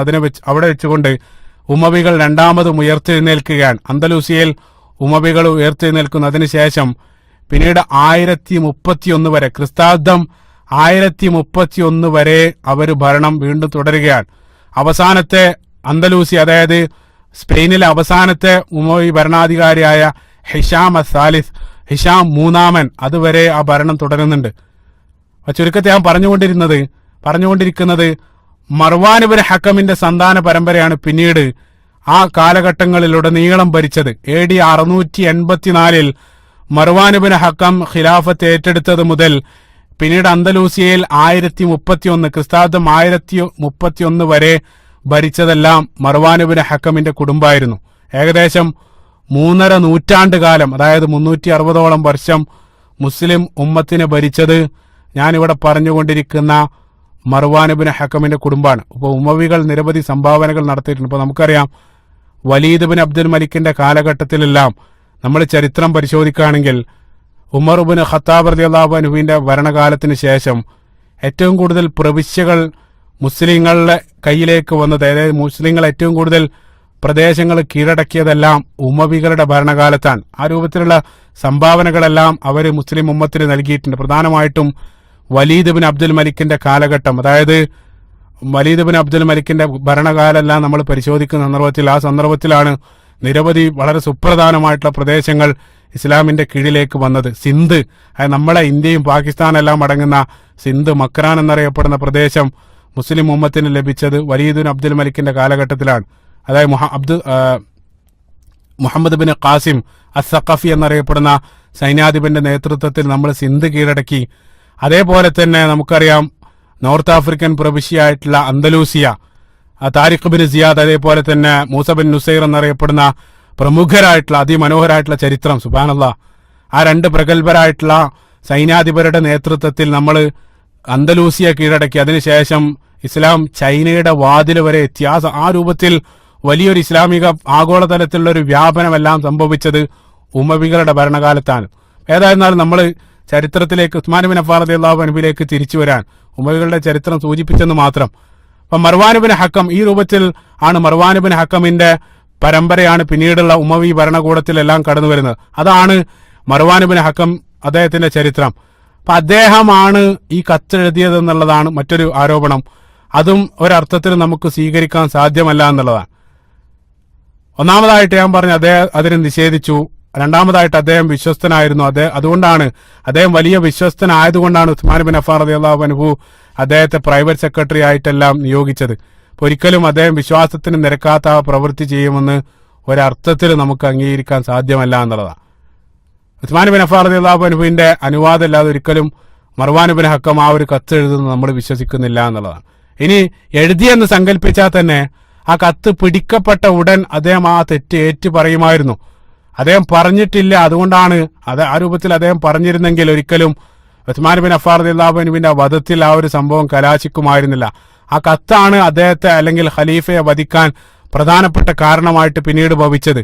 അപ്പൊ ഈ രൂപത്തിൽ അത്രത്തോളം കാര്യങ്ങൾ എത്തിയ സന്ദർഭത്തിലും അദ്ദേഹം നിശബ്ദമായിട്ടിരുന്നു എന്ന് ഒരിക്കലും വിശ്വസിക്കാൻ നമുക്ക് സാധ്യമല്ല എന്നുള്ളതാണ്. അതുകൊണ്ട് തന്നെ മർവാൻ ബിൻ ഹക്കമാണ് കത്ത് എഴുതിയതെന്ന് ഒരിക്കലും നമുക്ക് വിശ്വസിക്കാൻ സാധ്യത. അതാണ് രണ്ടാമത്തെ സാധ്യത. രണ്ടാമതായിട്ട് മൂന്നാമത്തെ ഒരു സാധ്യത എന്താണെന്ന് വെച്ചാൽ, നമ്മൾ പരിശോധിക്കുന്ന സന്ദർഭത്തിൽ അവസാനമായിട്ടുള്ളൊരു സാധ്യത, അതായത് ഉസ്മാൻ ബിൻ അഫ്ഫാൻ റളിയല്ലാഹു അൻഹു അല്ല എഴുതിയത്, മർവാൻ ബിൻ അദ്ദേഹത്തിന്റെ സെക്രട്ടറി ആയിട്ടുള്ള മർവാൻ ബിൻ ഹക്കും അല്ല എഴുതിയത്. മൂന്നാമത്തെ സാധ്യത നമ്മൾ ചിന്തിക്കേണ്ടത് ആർക്കാണ് ആ കത്തുകൊണ്ട് ഏറ്റവും പ്രചോദനമുള്ളത് എന്നുള്ളതാണ്. നമ്മൾ പരിശോധിക്കുന്ന സന്ദർഭത്തിൽ ആ കത്തുകൊണ്ട് ഏറ്റവും നേട്ടമുള്ളത് അവിടെ വന്ന വിപ്ലവകാരികളായിട്ടുള്ള ആളുകൾക്ക് തന്നെയാണ്. അപ്പൊ അതുകൊണ്ട് തന്നെ അവര് തന്നെ ഒപ്പിച്ച ഒരു നാടകമായിരുന്നു ഇത് എന്നുള്ളതാണ് മൂന്നാമത്തെ ഒരു അഭിപ്രായം. അപ്പൊ എല്ലാ അർത്ഥത്തിലും ഏറ്റവും യോജിക്കുന്ന അല്ലെങ്കിൽ ഏറ്റവും ബുദ്ധിക്ക് നിരക്കുന്ന വ്യക്തമായിട്ടുള്ള വിശദീകരണം ഇതാണെന്നാണ് നമ്മളും വിശ്വസിക്കുന്നത്. കാരണം എന്താന്ന് വെച്ചാൽ ആ കലാപകാരികളായിട്ടുള്ള ആളുകൾ അവർ പ്രശ്നം ഒത്തുതീർപ്പാക്കി പോകുന്ന സന്ദർഭത്തിൽ തന്നെ അവർക്കിടയിൽപ്പെട്ട പല ആളുകളും അതിനോട് അഭിപ്രായ വ്യത്യാസമുണ്ടായിരുന്നു. അതായത് പ്രശ്നമെല്ലാം ഒത്തുതീർപ്പാക്കി പോകുന്നതിനെ അതിനോട് വിയോജിക്കുന്ന പല ആളുകളും ആ കലാപകാരികൾക്കിടയിൽ തന്നെ ഉണ്ടായിരുന്നു. അപ്പൊ അത്തരം ആളുകൾ ഒപ്പിച്ച ഒരു പണിയായിരിക്കണം ഇതാണെന്നാണ് നമ്മൾ അനുമാനിക്കാവുന്നത്. ഒന്നാമതായിട്ട് അതിനുള്ള പ്രധാനപ്പെട്ട കാരണങ്ങൾ, ഒന്നാമതായിട്ട് നമ്മൾ ആ ചരിത്രം പരിശോധിക്കുന്ന സന്ദർഭത്തിൽ വിപ്ലവകാരികൾ, അതായത് ഈ കലാപകാരികളായിട്ടുള്ള ആളുകൾ അവർ കാണുന്ന വിധത്തിൽ ആണ് ആ ആദ്യത്തിൽ, ഞാൻ കഥയുടെ ആദ്യത്തിലേക്ക് നിങ്ങൾ ഓർക്കുന്നുണ്ടാകും, അവരുടെ ആ ടെന്റിന് മുമ്പിൽ ഒരാൾ പ്രത്യക്ഷപ്പെടാൻ അവരുടെ ശ്രദ്ധ ആകർഷിക്കുന്ന വിധത്തിൽ അദ്ദേഹം ആ ടെന്റിന് മുമ്പിൽ അങ്ങോട്ടും ഇങ്ങോട്ടും സഞ്ചരിച്ചു കൊണ്ടിരിക്കുന്നതായിട്ടാണ് ആദ്യം അവർ കാണുന്നത്. അപ്പൊ അദ്ദേഹത്തിന്റെ ആ പ്രവൃത്തി കണ്ടാൽ തന്നെ ഒരു ചാരനാണെന്ന് അവർ തെറ്റിദ്ധരിക്കുന്ന രൂപത്തിലാണ് അദ്ദേഹം അവരുടെ ടെന്റിന് മുമ്പിൽ വെച്ചുകൊണ്ട് കളിച്ചത്. അതായത് ഞാനൊരു ചാരനാണ്, നിങ്ങൾക്ക് വേണ്ട ചില വിവരങ്ങൾ എന്റെ കയ്യിലുണ്ടെന്ന് അവരോട് വിളിച്ചു പറയുന്ന രൂപത്തിലായിരുന്നു അദ്ദേഹം ആ ടെന്റിന് മുമ്പിൽ പ്രത്യക്ഷപ്പെട്ടത്. അതാണ് ഒന്നാമത്തെ കാരണം. രണ്ടാമതായിട്ട് നേരത്തെ ഞാൻ പറഞ്ഞു, ഉസ്മാൻ ബിൻ അഫ്ഫാൻ റളിയല്ലാഹു അൻഹുവിന് അവരെ വധിക്കലായിരുന്നു പ്ലാനെങ്കിൽ അതിന് ഈ രൂപത്തിൽ രഹസ്യമായിട്ട് മറ്റൊരു രാജ്യത്തുള്ള ഗവർണർക്ക് കത്തെഴുതേണ്ട ഒരു ആവശ്യമില്ല, മറിച്ച് അവിടെയുള്ള സ്വഹാബികളോട് പറഞ്ഞാൽ തന്നെ അവർ ചെയ്യുമായിരുന്നു. അതാണ് രണ്ടാമത്തെ കാരണം. മൂന്നാമതായിട്ട് ആ ദൂതൻ, അതായത് അവർ സംശയാസ്പദമായിട്ടുള്ള സാഹചര്യത്തിൽ അവർ കണ്ട വ്യക്തിയെ പിടിക്കപ്പെട്ട ഉടൻ തന്നെ അദ്ദേഹം പറഞ്ഞു, അദ്ദേഹം എല്ലാം തുറന്നു പറയാൻ, ഞാൻ ഉസ്മാൻ ബിൻ അഫ്ഫാൻ റളിയല്ലാഹു അൻഹുവിന്റെ ദൂതനാണ്, ഈജിപ്തിലേക്ക് പോകണം, ഈ രൂപത്തിൽ എല്ലാം തുറന്നു പറയാൻ. അപ്പൊ നമ്മൾ മനസ്സിലാക്കേണ്ട മറ്റൊരു കാര്യം, ഏതെങ്കിലും ഒരു ദൂതനെ പറഞ്ഞയക്കുന്ന സന്ദർഭത്തിൽ ഏറ്റവും വിശ്വസ്തനായിട്ടുള്ള ഒരാളെ നമ്മൾ ദൂതനായിട്ട് പറഞ്ഞയക്കൂ.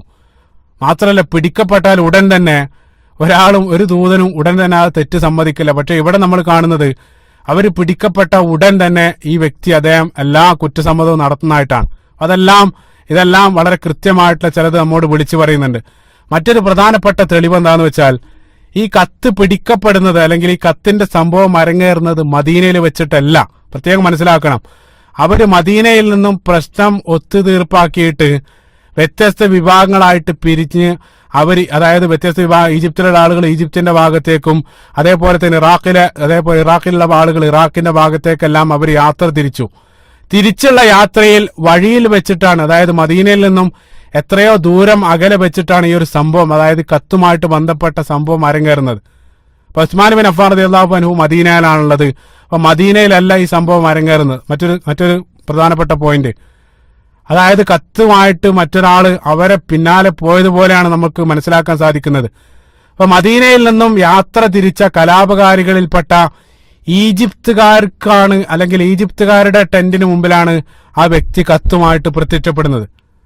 അത് ചോദിക്കാൻ വന്ന സന്ദർഭത്തിൽ, അതായത് ആ കത്ത് അവർക്ക് കിട്ടി, ഈജിപ്തുകാരായിട്ടുള്ള കലാപകാരികൾ മദീനയിലേക്ക് കത്തിനെ കുറിച്ച് ചോദിക്കാൻ വന്ന സന്ദർഭത്തിൽ നേരത്തെ മദീന വിട്ട ബസ്രക്കാരും കൂഫക്കാരെല്ലാം അതേ സന്ദർഭത്തിൽ അവിടെ തിരിച്ചെത്തുന്നതായിട്ടാണ് നമ്മൾ കാണുന്നത്.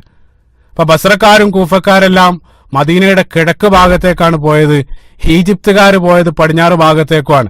അപ്പൊ ഈജിപ്തുകാർക്ക് കത്ത് ലഭിച്ച് മറ്റൊരു വഴിയിൽ ഈജിപ്തുകാർക്കാണ് കത്ത് ലഭിച്ചത്. ഈജിപ്തുകാർ ആ കത്ത് ലഭിച്ച് അതിനെ സംബന്ധിച്ച് ചോദിക്കാൻ മദീനയിൽ എത്തിയ സന്ദർഭത്തിൽ മറ്റൊരു വഴിയിൽ പോയ ബസ്രക്കാർ അല്ലെങ്കിൽ ഇറാഖിൽപ്പെട്ട ആളുകൾ എങ്ങനെയാണ് കൃത്യസമയത്ത് അതറിഞ്ഞ് മദീനയിലേക്ക് അവർ തിരിച്ചെത്തിയത്? എങ്ങനെയാണ് ഒരേ സന്ദർഭത്തിൽ രണ്ടാളുകളും ഒരേ രൂപത്തിൽ മദീനയിൽ തിരിച്ചെത്തിയത്?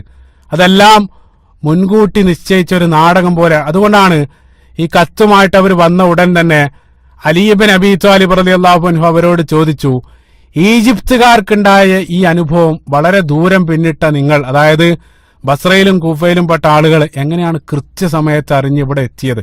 അത്ഭുതത്തോടു കൂടെ അലി ഇബ്നു അബീ ത്വാലിബ് റളിയല്ലാഹു അൻഹു അവരോട് ആ ചോദ്യം ചോദിക്കുന്നുണ്ട്. യഥാർത്ഥത്തിൽ ആ ചോദ്യം ചോദിച്ച സന്ദർഭത്തിൽ അവർക്ക് ഒരു മറുപടിയും പറയാനുണ്ടായിരുന്നില്ല. അപ്പൊ ഇത്തരത്തിലുള്ള ഇതെല്ലാം വളരെ വ്യക്തമായിട്ട് കാണിച്ചിരുന്നു. ഇത് അവർ തന്നെ കലാപകാരികളിൽപ്പെട്ട ചില ആളുകൾ ഒപ്പിച്ചൊരു നാടകമായിരുന്നു. മാത്രമല്ല, ഇത്തരത്തിലുള്ള ഒരു കള്ളക്കത്തുകൾ ഈ സന്ദർഭത്തിലല്ലാതെയും നിരവധി സന്ദർഭത്തിലും ഇസ്ലാമിക ഉമ്മത്തിൽ ആ സന്ദർഭത്തിൽ പ്രത്യക്ഷപ്പെട്ടിട്ടുണ്ട്. അതായത് ആയിഷ റളിയല്ലാഹു അൻഹക്കെതിരെയും സുബൈർ ബിൻ അവ്വാം റളിയല്ലാഹു അൻഹുവും അതേപോലെ തന്നെ അലി ബിൻ അബി ത്വാലിബ് റളിയല്ലാഹു അൻഹുവിന്റെ പേരിലും ത്വൽഹ റളിയല്ലാഹു അൻഹുവിന്റെ പേരെല്ലാം ഇതേ രൂപത്തിലുള്ള കള്ളക്കത്തുകൾ ആ സന്ദർഭത്തിൽ അവർ ഉണ്ടാക്കിയിരുന്നു. അപ്പൊ ഇത് ആദ്യത്തെ ഒരു സംഭവമല്ല. അതുകൊണ്ടാണ് മഹാനായ ചരിത്രകാരൻ ഹാഫിദ് ഇബ്നു കസീർ റഹിമഹുല്ല അദ്ദേഹത്തിന്റെ ബിദായ വൻ നിഹായ എന്നറിയപ്പെടുന്ന ആ ഗ്രന്ഥത്തിൽ, മനോഹരമായിട്ടുള്ള ഗ്രന്ഥം, ആ ഗ്രന്ഥത്തിന്റെ 7-ാം വാള്യത്തിൽ ഈ കത്തുമായിട്ട് ബന്ധപ്പെട്ട് അദ്ദേഹം ചരിത്രം ഉദ്ധരിച്ച സന്ദർഭത്തിൽ അദ്ദേഹം പറഞ്ഞ മനോഹരമായിട്ടുള്ള ഒരു നിരീക്ഷണം. അദ്ദേഹം പറയാണ്, ഇത് സ്വഹാബികളുടെ മേലെ ആരോപിക്കപ്പെട്ട ഒരു ശുദ്ധ നുണയായിരുന്നു. അതായത് ഈ കത്ത് അവരുടെ മേലെ, സ്വഹാബികളുടെ മേലെ ആരോപിക്കപ്പെട്ട ഒരു ശുദ്ധമായിരുന്നു. അവരുടെ മേലെ വ്യാജമായി അതായത് സ്വഹാബികൾക്ക് മീതെ വ്യാജമായിട്ട് നിർമ്മിക്കപ്പെട്ട എഴുത്തുകളായിരുന്നു ഇവ.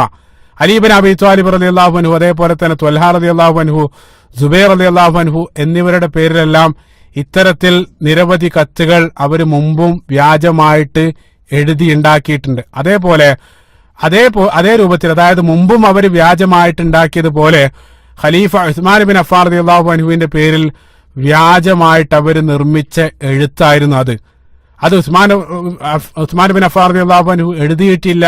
മാത്രമല്ല അദ്ദേഹം ആരോടെങ്കിലും അത്തരത്തിലൊരു കത്ത് എഴുതാനും ആവശ്യപ്പെട്ടിട്ടില്ല. മറിച്ച് ഉസ്മാൻ ബിൻ അഫ്ഫാൻ റളിയല്ലാഹു അൻഹുവിന് ആ കത്തിനെ സംബന്ധിച്ച് യാതൊരു അറിവും ഉണ്ടായിരുന്നില്ല. അതാണ് അതിനെ സംബന്ധിച്ച് അദ്ദേഹം നടത്തുന്ന മനോഹരമായിട്ടുള്ള നിരീക്ഷണം. ഈ ഒരു വ്യാജ കത്തുമായിട്ട് അവര് മദീനയിലേക്ക് എത്തുന്നു. മദീനയിൽ അവർ ഉസ്മാൻ ബിൻ അഫ്ഫാൻ റളിയല്ലാഹു അൻഹുവിന്റെ വീട് വളയുകയാണ്. ആദ്യത്തിൽ വന്ന സന്ദർഭത്തിൽ 1000 ആളുകൾ മാത്രമായിരുന്നു. പിന്നീട് ക്രമേണ വ്യത്യസ്ത ഭാഗത്തു നിന്നെല്ലാം ആളുകൾ വർദ്ധിക്കാൻ തുടങ്ങി. അപ്പൊ അവർ മദീനയിലേക്ക് വരുന്നുണ്ടെന്ന് അറിഞ്ഞ ഉടൻ തന്നെ, പ്രത്യേകമായിട്ട് മറ്റൊരു മനോഹരമായിട്ടുള്ള ഒരു ഉദ്ധരണി, അതായത് ഈ കലാപകാരികൾ മദീനയിലേക്ക് തന്നെ തിരിച്ചു വരുന്നുണ്ടെന്ന് അറിഞ്ഞ ഉടൻ തന്നെ പ്രവാചകൻ സല്ലല്ലാഹു അലൈഹി വസല്ലമയുടെ രഹസ്യ സൂക്ഷിപ്പുകാരനായ ഹുദൈഫ ബിൻ യമാൻ റളിയല്ലാഹു അൻഹു, അതായത് ഹുദൈഫ ബിൻ യമാൻ റളിയല്ലാഹു അൻഹു മറ്റാരോടും പറയാത്ത റസൂലുള്ളാഹി സ്വല്ലല്ലാഹു അലൈഹി വസല്ലമയുടെ പല രഹസ്യങ്ങളും പ്രവാചകൻ സല്ലല്ലാഹു അലൈഹി വസല്ലം പങ്കുവെച്ചത് ഈ ഒരു സഹാബിയാണ്. സ്വാഹിബു സിർ എന്ന അപരനാമത്തിൽ അറിയപ്പെടുന്ന ഹുദൈഫ ബിൻ യമാൻ ഉമർ ഇബ്നു ഖത്താബ് റളിയല്ലാഹു അൻഹുവിന്റെ കാലഘട്ടത്തിലെല്ലാം ഫിത്ന ഉണ്ടാകുന്ന സന്ദർഭത്തിലെല്ലാം ഉമർ ഇബ്നു ഖത്താബ് റളിയല്ലാഹു അൻഹു ഹുദൈഫ ബിൻ യമാൻ റളിയല്ലാഹു അൻഹുവിനെ വിളിച്ച് ചോദിക്കാറുണ്ടായിരുന്നു ഇതേ രൂപത്തിലുള്ള നിർദ്ദേശങ്ങൾ. ആ ഹുദൈഫ ബിൻ യമാൻ റളിയല്ലാഹു അൻഹു കലാപകാരികൾ മദീനയിലേക്ക് തിരിച്ചു വരുന്നുണ്ടെന്ന് പറഞ്ഞ അറിഞ്ഞ ഉടൻ തന്നെ ഹുദൈഫ തന്റെ ശിഷ്യന്മാരോട് പറഞ്ഞു, തീർച്ചയായിട്ടും ഈ ആളുകൾ ഉസ്മാനെ വധിക്കുമെന്നുള്ളതാണ് അദ്ദേഹം നടത്തുന്ന അതായത് നബി സല്ലല്ലാഹു അലൈഹി വസല്ലമയുടെ പല പ്രവചനങ്ങളും ആ രഹസ്യമെല്ലാം അറിയുന്ന സ്വഹാബിയാണ് ഈ പറയുന്നത്. ഈ കലാപകാരികൾ ഉസ്മാൻ ബിൻ അഫ്ഫാൻ റളിയല്ലാഹു അൻഹുവിനെ അവർ വധിക്കുമെന്ന് എനിക്ക് ഉറപ്പാണ്. എന്നിട്ട് ഹുദൈഫ ബിൻ യമാൻ റളിയല്ലാഹു അൻഹു തന്റെ ശിഷ്യന്മാരോട് പറഞ്ഞു, വലാകിൻ ഹുവ വല്ലാഹി ഫിൽ ജന്ന, തീർച്ചയായിട്ടും ഉസ്മാൻ ബിൻ അഫ്ഫാൻ റളിയല്ലാഹു അൻഹു അദ്ദേഹം തീർച്ചയായിട്ടും സ്വർഗത്തിലായിരിക്കും. വഹും വല്ലാഹി ഫിന്നാർ, ആ വധിക്കപ്പെട്ട ആളുകൾ തീർച്ചയായിട്ടും അവർ നരകത്തിലും പ്രവേശിക്കുമെന്ന് അദ്ദേഹം ആ ഒരു നിർണായക സന്ദർഭത്തിൽ അദ്ദേഹം പറയുന്നതായിട്ട് നമുക്ക് കാണാൻ സാധിക്കും. അപ്പൊ അദ്ദേഹം ഈ കലാപകാരികളായിട്ടുള്ള ആളുകൾ വീട് വളഞ്ഞതിന് ശേഷം ഉസ്മാൻ ബിൻ അഫ്ഫാൻ റളിയല്ലാഹു അൻഹുവിനോട് ചോദിച്ചു. ഞാൻ നേരത്തെ സൂചിപ്പിച്ചു, ഉസ്മാൻ ബിൻ അഫ്ഫാൻ റളിയല്ലാഹു അൻഹുവിനോട് ആ കത്ത് അവർ ഉയർത്തി കാണിച്ചുകൊണ്ട് ചോദിച്ചു, എങ്ങനെയാണ് ഈ കത്ത് വന്നത്? ഉസ്മാൻ ബിൻ അഫ്ഫാൻ റളിയല്ലാഹു അൻഹു ഉടനെ പറഞ്ഞു, വല്ലാഹി ഞാനല്ല അത് എഴുതിയത്. ഒന്നുകിൽ നിങ്ങൾ 2 സാക്ഷികളെ അതിന് തെളിവാക്കി കൊണ്ടുവരിക, അല്ലെങ്കിൽ എന്റെ ഒരു ഖസം, അല്ലെങ്കിൽ ഞാൻ ഈ രൂപത്തിൽ ഖസം ചെയ്യുന്നത് നിങ്ങൾ സ്വീകരിക്കുക. അതാണ് ഇസ്ലാമികമായിട്ടുള്ള നിയമം. പ്രവാചകൻ സല്ലല്ലാഹു അലൈഹി വസല്ലം ആ രൂപത്തിലാണ് നമ്മളെ പഠിപ്പിച്ചത്. പ്രസിദ്ധമായിട്ടുള്ള ഹദീസ് ഇബ്നു അബ്ബാസ് റളിയല്ലാഹു അൻഹു ഉദ്ധരിക്കുന്ന സ്വഹീഹുൽ ബുഖാരിയിൽ കടന്നു വരുന്ന ഹദീസ് നബി സല്ലല്ലാഹു അലൈഹി വസല്ലം പറഞ്ഞു, അൽ ബയ്യിനതു അലൽ മുദ്ദഇ വൽ യമീനു അലാമൻ അൻകർ. അതായത് ആരോപകന്മാരായിട്ടുള്ള ആളുകൾ ഒന്നുകിൽ അവര് ബയാൻ, അല്ലെങ്കിൽ അവർ തെളിവ് കൊണ്ടുവരണം. അതല്ലെങ്കിൽ തെളിവെന്ന് വെച്ചാൽ 2 സാക്ഷികൾ. വ്യഭിചാരത്തിന് 4 സാക്ഷികളാണ്. ഒന്നുകിൽ ആരോപിക്കപ്പെടുന്ന ആളുകൾ തെളിവായിട്ട് 2 സാക്ഷികളെ കൊണ്ടുവരണം. ഇനി നിങ്ങളുടെ കയ്യിൽ 2 സാക്ഷികളില്ലെങ്കിൽ ആരോപിക്കപ്പെട്ട ആളുകൾ, അതാണ് വൽ യമീനു അലാമൻ അൻകർ. ആരോപിക്കപ്പെട്ട ആള്, സാക്ഷികളില്ലെങ്കിൽ ആരോപിക്കപ്പെട്ട ആള് അവന് ഖസം ചെയ്യണം. അതായത് അള്ളാഹുവിന്റെ മീതെ ശക്തമായിട്ട് സത്യം ചെയ്യണം, അത് സ്വീകരിക്കണം എന്നുള്ളതാണ് പ്രവാചകൻ സല്ലല്ലാഹു അലൈഹി വസല്ലം പഠിപ്പിക്കപ്പെട്ടത്. അതുകൊണ്ട് തന്നെ അവർ ഈ ഒരു രൂപത്തിൽ ആരോപണം ഉന്നയിച്ച സന്ദർഭത്തിൽ അവരുടെ കയ്യിൽ യാതൊരു തെളിവുമില്ല. അതുകൊണ്ട് തന്നെ ഉസ്മാൻ ബിൻ അഫ്ഫാൻ റളിയല്ലാഹു അൻഹു അള്ളാഹുവിനെ പിടിച്ചുകൊണ്ട് ഖസം ചെയ്യണം, വല്ലാഹി ഞാനല്ല കത്ത് എഴുതിയത്. അപ്പൊ അത് പറഞ്ഞതോടുകൂടെ അവർ തീർച്ചയായിട്ടും ഉസ്മാൻ ബിൻ അഫ്ഫാൻ റളിയല്ലാഹു അൻഹുവിന്റെ വാക്കുകൾ അവർ സ്വീകരിക്കേണ്ടിയിരുന്നു. പക്ഷേ അതൊന്നും അവർ സ്വീകരിക്കാൻ കൂട്ടാക്കിയില്ല. കാരണം ഞാൻ പറഞ്ഞു, അവരെ സംബന്ധിച്ചിടത്തോളം അവർ മതപരമായിട്ട് എത്രത്തോളമുള്ള ആളുകളാണെന്ന് നമുക്കറിയാം. ഞാൻ നേരത്തെ അതെല്ലാം വിശദീകരിച്ചു. അവർക്കെന്ത് മതം, അവരുടെ ലക്ഷ്യം മറ്റു പലതായിരുന്നു. അപ്പൊ അവര് ഉസ്മാൻ ബിൻ അഫ്ഫാൻ റളിയല്ലാഹു അൻഹുവിന്റെ വീട് വളയാണ്. അപ്പൊ ഉസ്മാൻ ബിൻ അഫ്ഫാൻ റളിയല്ലാഹു അൻഹുവിന്റെ വീടിരിക്കുന്നത് മസ്ജിദ് നബവിയുടെ കിഴക്ക് ഭാഗത്താണ്. അതായത് ഉസ്മാൻ ബിൻ അഫ്ഫാൻ റളിയല്ലാഹു അൻഹുവിന്റെ വീടിന്റെ വാതിലിലൂടെ നോക്കിയാൽ പ്രവാചക സ്വല്ലല്ലാഹു അലൈഹി വസല്ലമയുടെ പള്ളിയായ മസ്ജിദ് നബവി കൃത്യമായിട്ട് കാണാൻ സാധിക്കും. ഉസ്മാൻ ബിൻ അഫ്ഫാൻ റളിയല്ലാഹുവിന്റെ വീട്ടിൽ നിന്ന് അല്പം ഉച്ചത്തിൽ വിളിച്ചു പറഞ്ഞാൽ മസ്ജിദ് നബവിയിൽ ഇരിക്കുന്ന ആളുകൾക്ക് കേൾക്കാൻ കഴിയുന്ന അത്ര ദൂരത്തിലായിരുന്നു ഉസ്മാൻ ബിൻ അഫ്ഫാൻ റളിയല്ലാഹു അൻഹുവിന്റെ വീടുണ്ടായിരുന്നത്. അതുകൊണ്ടാണ് ഇപ്പോൾ വീട് വളഞ്ഞ സന്ദർഭത്തിൽ ഉസ്മാൻ ബിൻ അഫ്ഫാൻ റളിയല്ലാഹു അൻഹു ചില സ്വഹാബികളുമായിട്ട് സംസാരിച്ചതായിട്ടെല്ലാം നമ്മൾ ചരിത്രത്തിൽ കാണുന്നുണ്ട്. അതായത് ഇപ്പോൾ പഴയ കാലത്തെ വീടുകൾ നമ്മൾ ഇന്ന് ഉണ്ടാക്കുന്നത് പോലെയല്ല, മറിച്ച് ഒരു വീടിന്റെ ചുമരായിരിക്കും അടുത്ത വീടിന്റെ, അതായത് ഒരു ചുമരിനോട് ചേർന്നിട്ട് പരസ്പരം കണക്റ്റഡ് ആയിട്ടുള്ള രൂപത്തിലാണ് അവർ അക്കാലഘട്ടത്തിൽ വീട് നിർമ്മിച്ചിരുന്നത്. അതുകൊണ്ട് തന്നെ പലരും മേൽക്കൂരയിലൂടെയെല്ലാം വന്ന് കലാപകാരികൾ അറിയാതെ ഉസ്മാൻ ബിൻ അഫ്ഫാൻ റളിയല്ലാഹു അൻഹുമായിട്ട് സംസാരിക്കുന്നതായിട്ടെല്ലാം നമ്മൾ ചരിത്രത്തിൽ കാണുന്നുണ്ട്. ആദ്യത്തിൽ, അതായത് അവർ വീട് വളഞ്ഞ ഉടൻ തന്നെ അദ്ദേഹം നമസ്കാരത്തിനെല്ലാം അദ്ദേഹം ആ സന്ദർഭത്തിലും അദ്ദേഹം നമസ്കാരത്തിന് പോയി അവർക്ക് നമസ്കാരത്തിന് നേതൃത്വം നൽകി. പിന്നീട് ക്രമേണ സാഹചര്യം മോശമാകാൻ തുടങ്ങി. അദ്ദേഹം വീട്ടിൽ നിന്നും പുറത്തു പോകുന്നത് വരെ അദ്ദേഹത്തെ തടഞ്ഞു.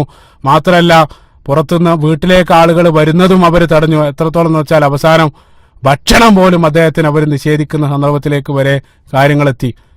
ചരിത്രം നമ്മൾ പരിശോധിക്കുകയാണെങ്കിൽ 40 ദിവസത്തോളം അവർ അദ്ദേഹത്തിന്റെ വീട് ഉപരോധിക്കുന്നുണ്ട്. അത് 40 ദിവസത്തിനിടയിൽ ഓരോ ദിവസവും എന്താണ് സംഭവിച്ചതെന്ന് കൃത്യമായിട്ട് നമുക്കറിയില്ല.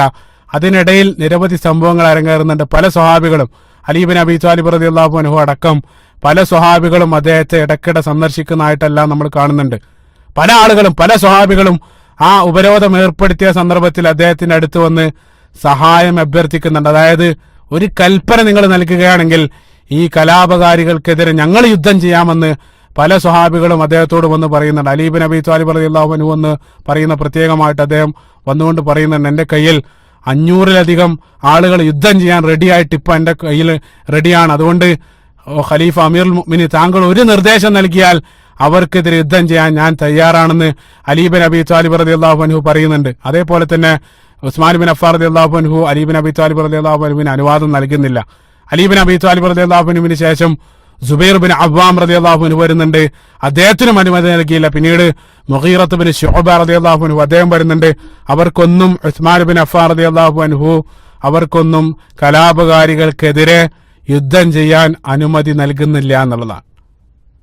എന്റെ പേരിൽ രക്തം ചിന്താൻ ഞാൻ അനുവദിക്കുകയില്ല, അതിന് ഞാൻ സമ്മതിക്കുകയില്ല എന്നുള്ള ഉറച്ച നിലപാടിലായിരുന്നു ആ സന്ദർഭത്തിലും ഉസ്മാൻ ബിൻ അഫ്ഫാൻ റളിയല്ലാഹു അൻഹു നിലകൊണ്ടത്. കാരണം എന്താണെന്ന് വെച്ചാൽ ആ ഒരു പോയിന്റ് വരെ ഒരു മുസ്ലിമിന്റെ കൈകൊണ്ട് മറ്റൊരു മുസ്ലിം ആ സന്ദർഭത്തിൽ അതുവരെ മരണപ്പെട്ടിരുന്നില്ല. അതായത് മുസ്ലിങ്ങൾ പരസ്പരം പോരടിക്കുന്ന ഒരു സംഭവം അതുവരെ ഉണ്ടായിരുന്നില്ല, രക്തം ചിന്തുന്ന ഒരു സംഭവം.